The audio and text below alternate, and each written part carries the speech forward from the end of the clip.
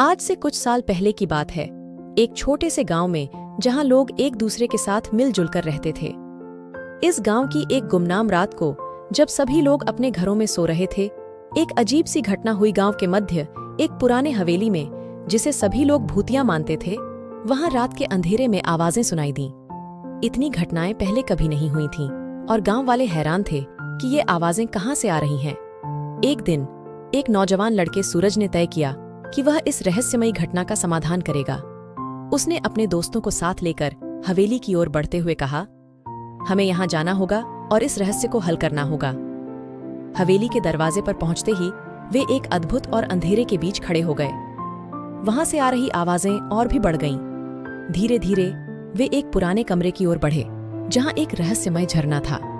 झरने से निकल रहे पानी की धारा जैसे आवाजें सुनाई दे रही थीं। सूरज ने एक पत्थर को हटाकर वहां कुछ देखा जो उसकी सोच से परे था। एक पुराना गहरा सुरंग जो गांव के बाहर तक जाता था, वहां छिपा हुआ था। इस सुरंग के अंदर से आवाजें आ रही थीं जो हवेली में सुनाई दे रही थीं। सूरज ने और उसके दोस्तों ने इस सुरंग का पता लगाया और उसे खोला। यह बात सामने आई कि यह सुरंग गांव से बहुत दूर तक जाता था और गांव की छवि से दूर एक और गांव के साथ जुड़ा हुआ था। जब हवेली के एक सुनसान कमरे में पहुंचे, वहां एक पुराना रेडियो बज रहा था, जिससे वहां से आवाजें आ रही थीं।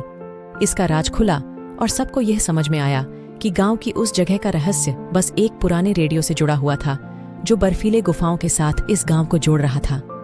सूरज ने समझाया कि इस रहस्य का समाधान सीधे और सामान्य हो सकता है। वह रातों की चुप्पी बहाल करने के लिए एक सॉल्यूशन प्रस्तुत किया और सभी ने मिलकर उसे अपनाया। गांव वाले से लेकर दूसरे गांव के लोगों तक सभी ने मिलकर इस रहस्य को सुलझाया और एक दूसरे से मिलकर एक सशक्त और एकजुट समाज बनाया। इस घटना ने सिखाया कि रहस्यमयी समस्याएं सामाजिक एकता के माध्यम से हल हो सकती हैं। इस अनोखी कहानी ने सबको यह सिखाया कि अगर हम मिलकर काम करें तो हर मुश्किल को पार कर सकते हैं।